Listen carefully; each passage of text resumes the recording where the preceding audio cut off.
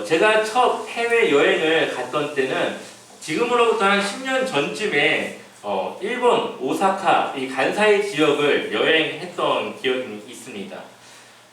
처음 이제 비행기를 타는 거였고 또 해외를 여행을 한다는 설레임에 여러 가지 것들을 준비를 했습니다. 여행 기간은 4박 5일 정도 기간이었지만 이 여행을 준비했던 기간은 약 2주 정도 이상을 준비를 했던 걸로 보입니다. 여행책을 보면서 어디를 가야 할지도 보고요. 무엇을 먹어야 될지도 보고 또 거기 열차를 또 어떻게 타야 되는지 또 지도에 가야 될 곳들을 막 체크하면서 이러한 준비들을 이제 했었죠. 이렇게 외국인으로서 이제 외국을 이제 나간다는 것이 설레기도 했습니다. 근데 일본에 가가지고 이제 한국 사람이지만 티내지 않으려고 마치 일본 사람이냐게 다녔지만 언어가 통하지 않고 이제 하다 보니까 여러 가지로 눈치껏 소통을 하며 여행을 다녔습니다. 어느 정도 적응을 할 때쯤 되니까 다시 한국으로 돌아와야 될 시간이 되어서 이제 남은 돈들을 이제 쓰기 시작했습니다. 공항에서 먹을 것도 먹고 또 별로 필요하지 않는데도 필요한 것들을 또 사게 되고 하면서 남은 이제 돈은 거기 기부함이 있길래 거기다 넣고 돌아오게 됐습니다. 잠깐 일본을 여행할 때 필요한 것들이 시간이 지나고 한국에 돌아오게 되니까 필요하지 않은 것들이 있더라고요. 그래서 그런 것들은 그 곳에 두고 돌아오기도 했고 또한 그곳에서 며칠만 지내면 되니까 그냥 잠깐 호텔을 대여해서 지내고 대중교통을 이용하기도 했습니다. 일본에서는 외국인일 뿐 그곳에 사는 것이 아니기 때문에 최소한의 필요한 것들만 가지고 이제 생활을 하게 된 것이죠. 돈도 많이 가져가지 않고 딱 쓸 정도만 가지고 갔습니다. 이처럼 우리가 외국을 나갔다 올 때는 우리가 그곳에 잠깐 머물 것만 필요한 것만 가지고 살아가죠. 이처럼 성경은 우리가 이 땅을 살아가는 외국인이고 나그네라고 이야기를 합니다. 단지 한국에서 우리가 조금 더 오래 살 뿐이지 우리가 영원히 있어야 될 곳은 이 세상이 아니라는 말입니다. 그래서 빌립보서 3장 20절을 보면 그러나 우리의 시민권은 하늘에 있는지라 거기로부터 구원하는 자고 주 예수 그리스도를 기다리노니 아멘. 우리의 시민권은 하늘에 있기 때문에 우리가 영원히 거할 곳은 이 땅이 아니라 하나님의 나라, 천국이라는 것이죠. 근데 정말 많은 사람들이 이 땅이 마지막이라 생각을 하고 이곳에서의 삶이 그냥 끝이라 생각하고 살아가고 있습니다.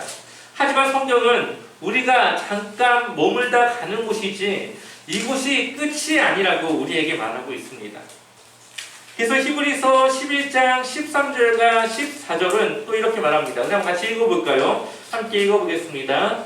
이 사람들은 다 믿음을 따라 죽었으며 약속을 받지 못하였으되 그것들을 멀리서 보고 환영하며 또 땅에서는 외국인과 나그네임을 증언하였으니 그들이 이같이 말하는 것은 자기들이 본향 찾는 자임을 나타냅니다. 아멘. 우리가 믿음으로 살아가는 것은 지금 우리가 외국인이나 나그네와 같은 삶을 통해서 하나님의 나라를 우리의 본향으로 삼고 있음을 증명하며 살아가는 것이라고 말하고 있습니다. 우리가 이 세상에서 사용하는 것들 여러 가지 또 우리가 우리 것이라고 이야기하는 이 여러 가지 것들은 사실 우리의 것이 아니라 잠깐 빌려서 사용할 수 있는 그러한 권한을 허락받은 것 뿐이죠. 그렇다면 이 세상의 주인은 누구일까요? 바로 하나님이십니다. 성경은 바로 이 세상의 주인은 하나님이라고 하는 이 사실을 아주 중요하게 우리에게 말하고 있습니다. 그리고 오늘 우리가 함께 볼 이 희년에 대한 핵심의 내용 또한 이 모든 것이 하나님의 것임을 인정할 때에 이 희년을 지킬 수 있다라는 것을 우리에게 말씀하고 있습니다. 레위기 25장에 보면은 성결법의 제일 마지막 마무리를 짓고 있는 장입니다. 여기에선 두 가지를 말하고 있는데요. 하나는 안식년이고 또 다른 하나는 희년입니다. 먼저 볼 안식년은 7년마다 땅을 쉬게 하는 것이죠. 사람도 6일을 일하고 7일째는 쉬지 않습니까? 그런 것처럼 성경은 땅도 쉬어야 된다. 그것이 거룩한 것이다 라고 이야기를 합니다. 레위기 25장 4절과 5절 말씀을 같이 읽어보겠습니다. 함께 읽겠습니다.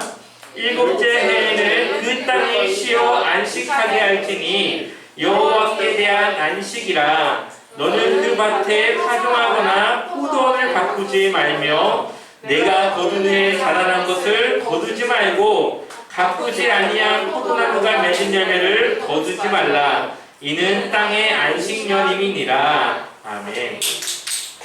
안식년은 농작을 하지 않을 뿐만 아니라 이 맺힌 열매들을 거둬들이지도 않는 그런 해입니다. 그러면은 이것을 누가 먹냐? 이때를 기다리는 사람들이 있습니다. 바로 가난한 사람들, 종들, 외국인들이죠. 우리 한번 레위기 25장 6절을 한번 읽어볼까요? 6절 말씀 같이 읽어보겠습니다. 땅이 쉬는 해에는 땅이 너희에게 먹을 것을 낼 것이다. 너희 남자나 여자나 종이나 풍꾼이나 너희 땅에 사는 외국인에게 땅에서 나는 것은 무엇이든 먹게 하여라. 아멘. 이 안식년에 누가 좋아합니까? 소유지가 없는, 평소 먹을 것이 잘 없었던 이 사람들에게는 이제는 맺혀진 것을 자신들이 먹을 수 있는 그런 기회가 생긴 해입니다. 대신 이 7년째에 그러면은 무엇을 먹고 사느냐? 하나님은 그것을 위해서 6년째 되는 해에는 소출을 많게 해가지고 7년째의 안식년에 소출을 거두지 않아도 풍족히 창고에 쌓아서 먹을 수 있도록 그렇게 축복해 주신다는 거죠. 마치 만나를 6일째 되는 날에 그 다음날 것까지 걷어들이는 것과 같이 6년째 되는 해는 그 다음에 쉴 것을 생각하여서 더 많은 소출을 주신다고 약속하고 있습니다. 그런데 안식년을 7번 보내고 나서, 그러니까 7번 보내면 49년이죠. 그리고 그 다음 년, 그때는 희년입니다. 희년은 말 그대로 기쁨의 해, 사람들에게 기쁨이 있는 그러한 해가 되는 것이죠. 희년이 필요한 이유는 자유나 토지를 잃어버린 이스라엘 백성들을 위한 해입니다. 이스라엘 백성들이 가나안 땅을 정복하였죠. 그리고 그 땅에 정착해서 땅을 분배받아서 살아갑니다. 각각의 지파가 땅을 분배를 받았기 때문에 지파에 속한 사람들은 각자 그 지파 안에서 새날 이제 땅을 받고 그 안에 집도 짓고 땅도 농작을 이루면서 이제 살아가고 있지 않겠습니까? 아마 처음 시작할 때는 대부분 다 비슷하게 시작했을 겁니다. 그런데 1년, 2년, 3년 지나다 보니까 어떤 사람은 이 농사의 재능에 있어서 굉장히 밭에 소출이 많이 이제 생기고 또 어떤 사람은 부지런해서 계속 보여보니까 다른 사람들보다 더 많은 소출이 나올 수가 있겠죠. 근데 어떤 사람은 천성이 게을러서 가꾸지 않으니까 열매가 맺혀도 많이 열리지 않는 사람들도 있었을 겁니다. 이처럼 여러 가지 환경, 조건, 그 사람의 스타일에 따라서 빈부의 격차가 나기 시작되어지죠. 그러다 보니까 1년을 먹을 필요한 양식이 있어야 되는데 이 반년만 먹을 것밖에 없다. 그럼 반년을 어떻게 해야 되죠? 빌려와야 되겠죠.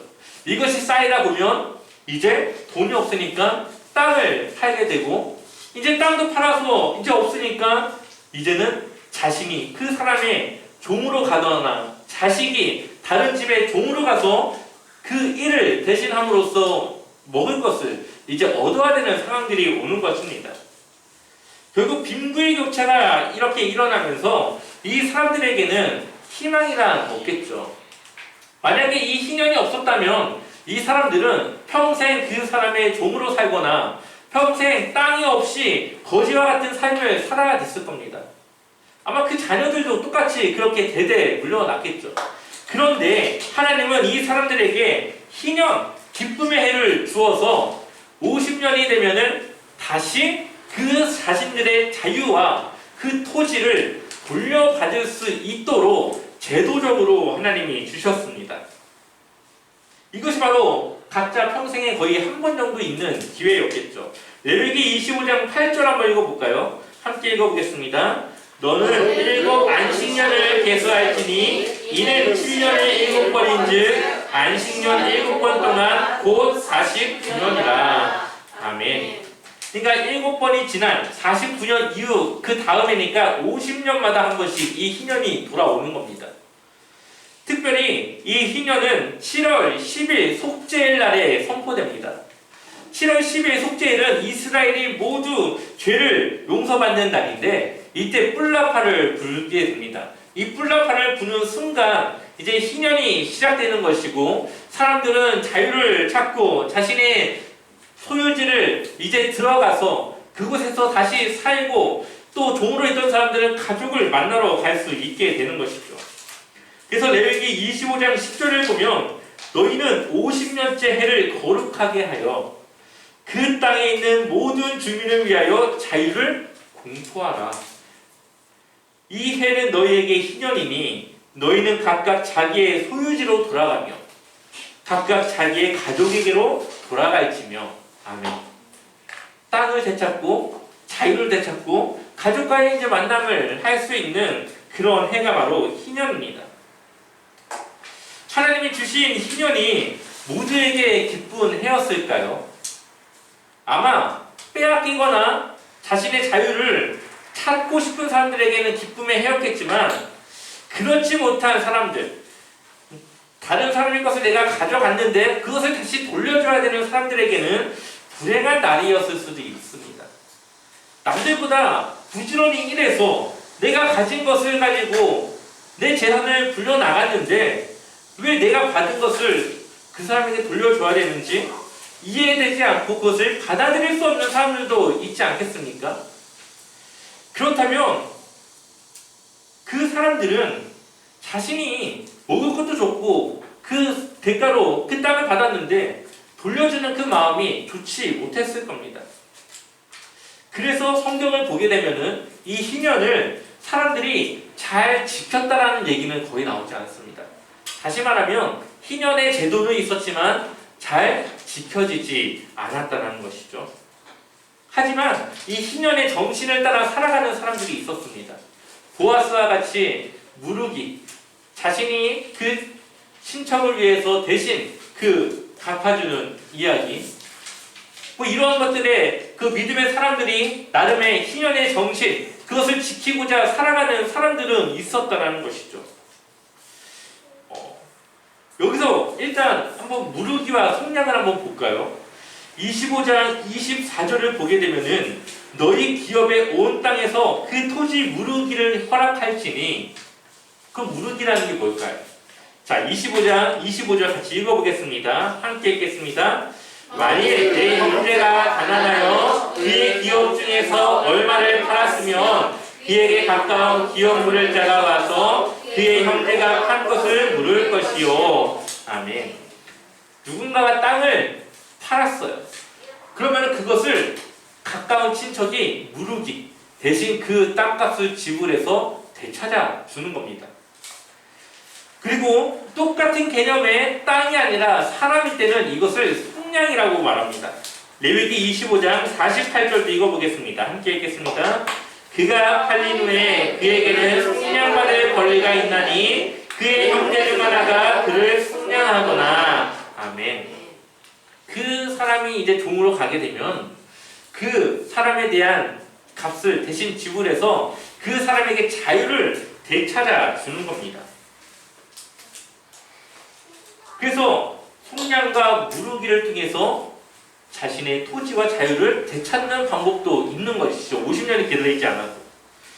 이러한 희년을 우리가 이해하는데 또한 이 희년을 지키는 데 있어서 중요한 개념 두 가지가 있습니다. 하나는 모든 토지의 주인이 하나님의 것이라는 것을 인정해야 된다는 것이죠.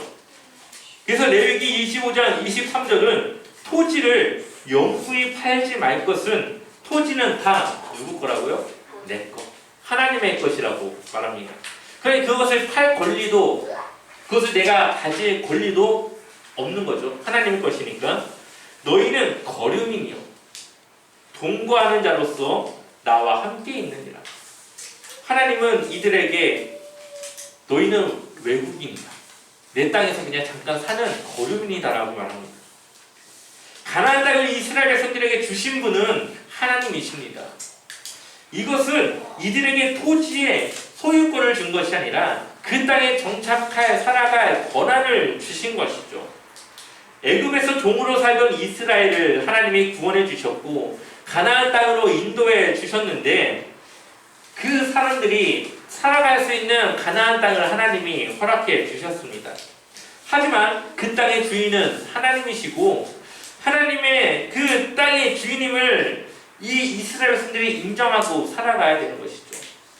하나님의 땅에서 잠깐 거주하는 외국인과 같은 나그네와 같은 입장이라고 하는 것을 하나님이 말씀하고 있습니다. 그렇기 때문에 이들은 자신의 땅에 대해서 자신의 생각보다 지금 그들이 살고 있는 그 땅에 대한 그 소유권이 하나님에 있다는 것을 그들이 인정해야지만 희년이 지켜질 수가 있는 것이겠죠. 그래서 희년의 중요한 한 가지 개념은 모든 토지, 우리의 모든 것은 하나님의 것이라는 것 개념입니다. 또 다른 하나는 이스라엘은 하나님의 종이라는 사실이죠. 레위기 25장 55절을 한번 읽어보겠습니다. 함께 읽겠습니다. 이스라엘 자손을 나의 종들이 됨이라. 그들은 내가 애굽 땅에서 인도하여 낸 내 종이요 나는 너희의 하나님 여호와이니라. 아멘. 결국 이 말은 사람이 사람을 종으로 부려선 안 된다는 걸 말하고 있습니다.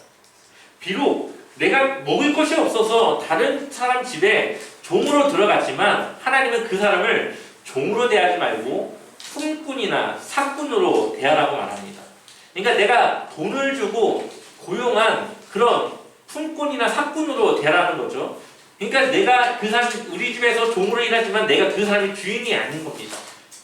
그렇게 그 사람을 대하라고 하나님은 말씀하십니다. 하나님의 종을 내가 다른 사람이 종으로 부릴 수 없다라는 것을 하나님은 말씀하시면서 이스라엘의 주인이 하나님이라는 것을 말씀하고 있는 것이죠. 희년을 지키기 위해서 하나님을 인정해야 하고 우리의 주인이 하나님이시라는 사실을 믿어야 했습니다. 내 것이 아니라 하나님이라는 것을 내가 인정하고 믿어야지만 내가 다시 돌려주는 일 또한 가능하다는 거죠. 그렇기 때문에 이 희년이라고 하는 것은 이스라엘 백성들의 믿음을 확인할 수 있는 시금석과 같습니다. 여러분 시금석 보신 적 있습니까? 저도 처음 봤어요. 이 시금석이 뭐냐면은 이 금이나 은을 이제 체크할 때에 이 시금석에 긁어봅니다. 그럼 거기에 이제 금이나 은이 긁히는지 않습니까? 그걸 보고 이 은의 순도가 얼마나 되는지, 이 금의 순도가 얼마나 되는지를 확인하는 그런 돌입니다. 그러니 이 믿음을, 이 희년이라고 하는 것을 대입해서 하나님이 이스라엘 백성들의 믿음과 그들의 거룩함을 확인하는 그러한 척도가 될 수 있다는 것이죠. 마찬가지로 이 희년에는 또한 복음이 숨겨져 있습니다. 아까 앞서 말씀드렸던 무릇이나 이 속량이라고 하는 것은 예수 그리스도의 사역을 우리에게 보여주는 것입니다. 예수 그리스도께서 자신의 피값으로 누구를 삽니까? 우리를 샀죠. 우리가 죄 때문에 이 사단의 종노릇을 하며 살아가는 우리를 예수님께서 우리를 속량하셨습니다. 자신의 피값을 주고 우리를 사셨고 우리에게 자유를 주신 겁니다. 그래서 우리는 예수님의 피값으로 속량받은 자들인 것이죠. 예수 그리스도께서 사역을 시작하실 때에 이사야의 말씀을 통해서 희년의 정신을, 그 말씀을 선포하십니다. 누가복음 4장 18절을 읽어보겠습니다. 함께 읽겠습니다. 주의 성령이 내게 임하셨으니 이는 가난한 자에게 복음을 전하게 하시려고 내게 기름을 부으시고 나를 보내사 포로된 자에게 자유를, 눈먼 자에게 다시 보게 함을 전파하며 눌린 자를 자유롭게 하고. 아멘. 그리고 이어서 19절을 보면 주의 은혜의 해를, 희년이죠, 전파하게 하려 하심이라 하였더라. 아멘. 그동안 지켜지지 않았고 사람들이 인정하지 않았던 희년을 예수 그리스도께서 이제 사역으로 우리를 위해서, 우리를 속량하기 위해서 이 땅에 오셨다는 얘기입니다. 그렇기 때문에 예수 그리스도의 그 복음의 사역은 가난한 자들을 위해서, 그리고 기쁨의 소식을 기다리는 자들을 위한 복음이라는 것을 말할 수 있죠. 죄로 인해서 사탄의 종으로 살아가는 우리를 예수님의 그 피값으로 자유를 주셨습니다. 죄로 인해 힘든 고통을 당하며 살아가는 이들에게 더 이상 그 죄로 고통받지 않게 우리를 속량하셔서 자유의 몸이 되게 하시고 하나님의 소유로 우리를 삼으신 것이죠. 우리가 원래 있어야 될 그 자리로 돌아가게 된 겁니다. 또한 우리가 희년의 정신, 우리가 희년을 지금 지키지는 않으니까 이 희년의 정신을 가지고 살아갈 때에 하나님은 우리에게 복을 허락해 주십니다. 희년이 되기 전 마지막 소출은 2년 전에 소출을 합니다. 6년째에 소출을 하고 7년째 안식년을 보내고 그 다음에 희년인데, 희년에도 소출을 거둘 수가 없습니다. 그러니 2년을 쉬게 되는 것이죠. 그 다음에는 이제 농작을 해야 되고 하기 때문에 제대로 된 소출을 거둘 수가 없습니다. 그럼 이 3년 기간 동안에 이들은 무엇을 먹고 사느냐? 똑같이 하나님께서 6년째 되는 해에 이미 3년치 먹을 소출을 그들에게 주실 것을 약속하십니다. 부족하지 않게 하나님이 책임져 주시겠다는 것이죠. 희년을 지키는 사람들에게 하나님께서 그것에 영향받지 않을 더 큰 축복을 허락해 주시겠다 말씀하십니다. 하나님의 것을 인정하고 하나님의 말씀에 순종하며 우리가 살아갈 때에 우리에게 마이너스가 되지 않고 플러스가 되는 인생을 살아가게 해주시겠다라고 우리에게 말씀하고 있는 것이죠. 하나님이 원하셨던 세상은 피라미드와 같은 소수가 다수를 다스리거나 그 위에 서는 세상을 말씀하신 것이 아닙니다.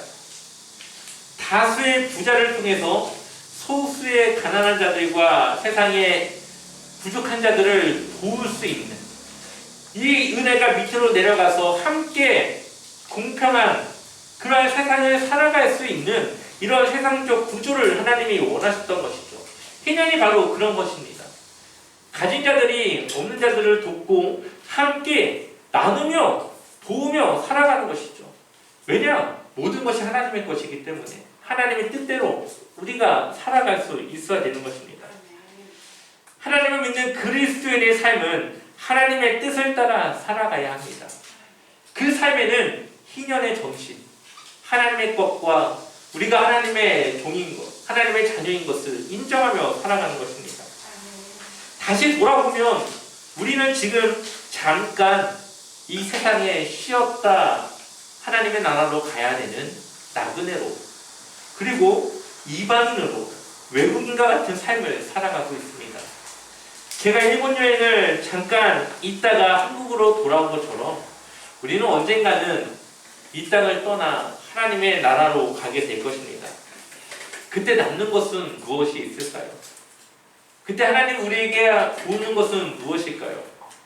우리가 가진 재물이 아니라 하나님 주신 재물을 가지고 어떻게 사랑하며 어떻게 그것을 사용하며 하나님의 이름을 어떻게 전하며 하나님의 이름을 어떻게 올려드렸는지 그것을 보실 겁니다. 그렇다면 우리는 하나님의 것을 하나님을 위해 사용해야 되는 것이죠. 그것이 하나님을 향한 믿음을 증명하는 겁니다. 하나님 앞에서 우리의 믿음을 긁어보았을 때에 정말 우리의 믿음이 얼마나 하나님 앞에서 보였는지, 얼마나 그 믿음이 긁히는지 그 순도를 하나님이 측정할 때에 여러분들의 삶 속에 어떠한 믿음이 남을 수 있을까요? 우리가 하나님의 것을 인정할 때 우리는 희년의 정신을 가지고 하나님의 것임을 인정하며 하나님의 사랑을 전하는 일에 우리의 것을 사용할 수 있을 겁니다. 또한 이것은 거룩한 삶을 위한 필수입니다. 우리가 선택하는 것이 아니라 하나님의 이 말씀에 순종하여 살아가야 되는 필수적인 삶이라는 것이죠. 우리가 선교를 하고 이웃을 위해서 우리의 것을 나누는 일이 너무나도 당연한 일이라는 겁니다. 이제 그 선택이 우리에게 있습니다. 하나님을 위해 우리가 어떻게 살아갈 것인가? 여러분들의 생각과 마음과 믿음에 달려 있습니다. 여러분들의 삶이 하나님을 기쁘시게 하는 삶이 되시고 또 하나님이 주신 것을 하나님의 사랑이 필요한 것들에게 나눌 수 있는 그러한 귀한 삶을 살아가시길 주님의 이름으로 간절히 축원합니다.